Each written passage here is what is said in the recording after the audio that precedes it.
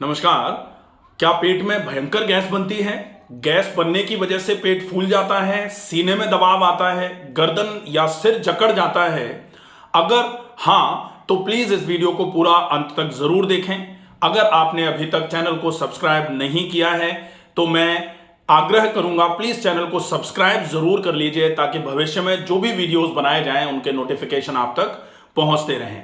हम प्राकृतिक चिकित्सा, योग चिकित्सा, जीवन शैली में बदलाव और आहार चिकित्सा के माध्यम से जो भी आजकल जीवन शैली की खराबी की वजह से रोग आ रहे हैं, उन रोगों को पूरे तरीके से किस तरीके से खत्म कर सकते हैं, इन विषयों पर वीडियोस बनाते हैं। तो आप प्लीज इस चैनल को सब्सक्राइब जरूर कर लें। आप अगर चाहें कि आपका कोई विषय है जिसको आप पूरे तरीके से समझना चाहते हैं तो वो कमेंट बॉक्स में लिख करके भेजेंगे, उस विषय पर पूरा डिटेल में वीडियो बना करके अपलोड कर दिया जाएगा। पेट में गैस बनना, आज हम बात करेंगे ऐसे 7 उपायों के विषय में जो आपके पेट की गैस को पूरे तरीके से खत्म करने में आपकी मदद करेंगे। सबसे पहले हम ये जानें कि पेट में गैस बनने के कारण क्या क्या होते हैं। तो एक तो कारण होता है कि जो भी आपने खाया है अगर वो पचेगा नहीं तो डेफिनेटली गैस बनना चालू हो जाएगी। दूसरा होता है कि जो आपने खा लिया अगर वो जल्दी से आमाशय को छोड़ करके आंत में चला जाएगा, आमाशय लंबे समय तक खाली रहेगा, तो खाली पेट एसिडिटी की वजह से गैस बनना चालू हो जाएगी। सामान्य तौर पर हमने देखा होगा, जिस गोली को हम गैस की गोली कह करके सवेरे सवेरे खाली पेट खाते हैं, अगर हम उसका पूरा नाम जाने, उसको प्रोटॉन पंप इनहिबिटर कहा जाता है और वो एसिड रिलीज को कम करने का काम करती है। मतलब वो एसिडिटी को कम करने की गोली है और एसिडिटी अगर कम रहेगी, एसिड रिलीज जो ज्यादा है अगर वो नॉर्मल होगा, कम होगा, तो फिर आपके पेट में गैस बनना कम होना चालू हो जाती है। तो एसिडिटी की वजह से भी गैस बनती है और अपच की वजह से भी गैस बनती है। ठीक है, अब हम इस गैस के बनने का इलाज, सामान्य तौर पर जैसे ही गैस बने लोग कहते हैं कि अजवाइन और मेथी की फंकी ले लो। अगर बाय चांस एसिडिटी की वजह से गैस बनेगी तो अजवाइन और मेथी दोनों गर्म होती हैं, एसिडिटी को बढ़ा देंगी, प्रॉब्लम बढ़ जाएगी। तो हमको बहुत सोच समझ के गैस का इलाज करना है। अब हम ऐसे उपायों की बात करेंगे जो किसी भी वजह से गैस बन रही हो, उस वजह को परमानेंटली खत्म करने का काम जो उपाय करें, उन उपायों को हम समझेंगे। सबसे पहला उपाय जो अपच को ट्रीट करने का है, जहां आपके इंडाइजेशन की जो प्रोसेस है वो बिल्कुल खत्म हो जाएगी, और वो है खाने में ऐसा भोजन जो सामान्य तौर पर बहुत जल्दी पच जाता है। तो इजी डाइजेस्टिव फूड जो इंडाइजेशन नहीं कराए वैसा खाना, तो इंडाइजेशन नहीं होगा और इंडाइजेशन नहीं होगा तो गैस नहीं बनेगी। तो इजी डाइजेस्टिव फूड में क्या क्या आता है? सबसे पहले नंबर पर इजी डाइजेस्टिव फूड का मतलब होता है जो कोशिश ये कीजिए कि आप रॉ फॉर्म में ज्यादा से ज्यादा चीजों को खाएं। रॉ फॉर्म का मतलब ऐसा नहीं कच्चा सलाद खाएं पकी हुई रोटी के साथ में, फिर तो गैस बनेगी। सामान्य तौर पर वो खाना जो जल्दी पच जाए, जैसे फल, ज्यादा मात्रा में आप फलों का उपयोग करिए, अच्छा रहेगा।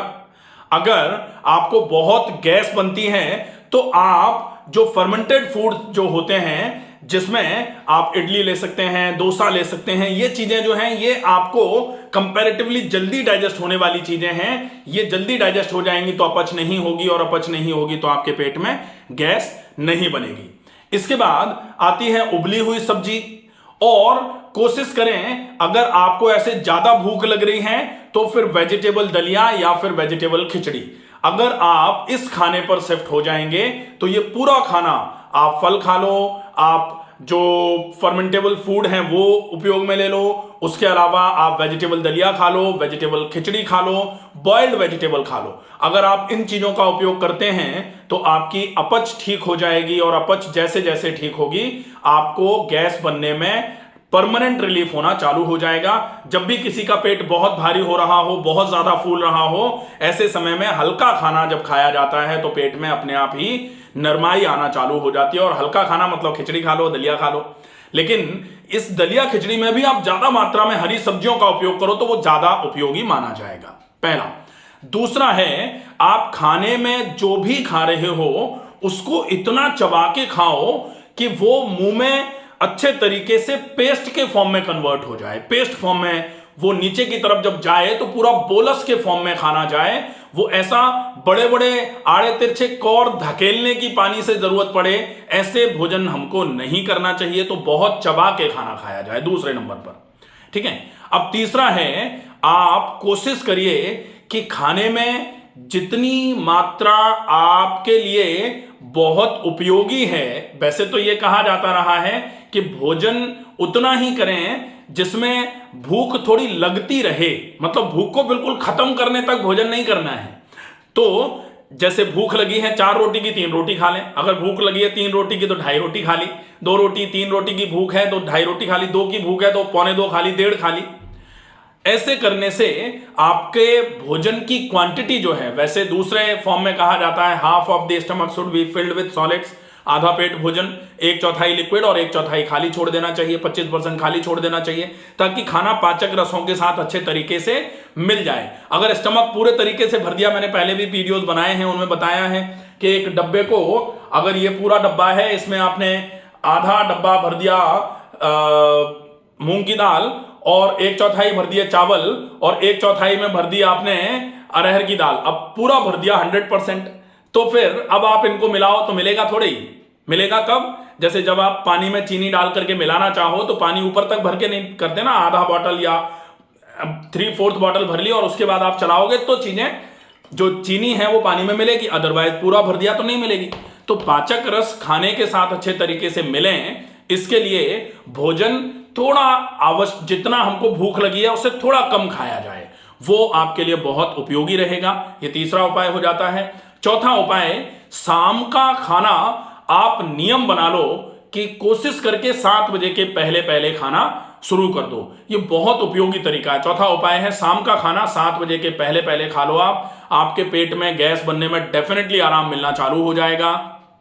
इसके अलावा अब ये तो बात हो गई कि गैस अभी बनी नहीं है लेकिन भविष्य में नहीं बने, उसके लिए ये पूरे प्रोसेस है कि आप ये करोगे तो गैस बनेगी नहीं। अब हम देखते हैं कि गैस बन गई, पेट में गैस भर गई है, एकदम पेट फूल गया है, इंस्टेंट क्या करें। 5वां उपाय वो है, पेट पर बर्फ के पानी की गीली पट्टी या फिर आइस पैक्स आजकल आते हैं, उनसे पेट पर अच्छे तरीके से मालिश करो, तो पेट की गर्मी की वजह से अगर गैस बनी है तो बहुत अच्छे तरीके से उसमें आपको आराम मिल जाएगा। और पेट की गर्मी की वजह से जब गैस बन रही होती है तो डकार आ रही होती है, माथा गर्म हो जाता है, आंखों में से जलन होती है, एकदम से गर्दन में जकड़न आ जाती है, ये पेट की गर्मी की वजह से गैस बन रही होती है।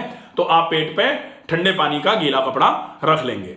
इसके बाद अगर गैस बनी है क्योंकि आपने ओवर ईटिंग कर ली है और वो ओवर ईटिंग की वजह से इंडाइजेशन हो गया है, तो उस इंडाइजेशन की गैस को इंस्टेंट कम करने के लिए आपको क्या करना पड़ेगा, आप कोशिश करो थोड़ा सा, जैसे आप थोड़ा सा इंडाइजेशन होना चाहिए, एसिडिटी नहीं होनी चाहिए, ध्यान रखना है, तो उसमें आप क्या करोगे, थोड़ा सा अजवाइन, थोड़ी सी मेथी, थोड़ा सा उसमें काला नमक मिला लो, थोड़ा सा हींग मिला लो और ये पाउडर बना करके 1/4 चम्मच आधा कप पानी गुनगुना मिला करके इसमें पी करके और फिर आप टहलना चालू करो।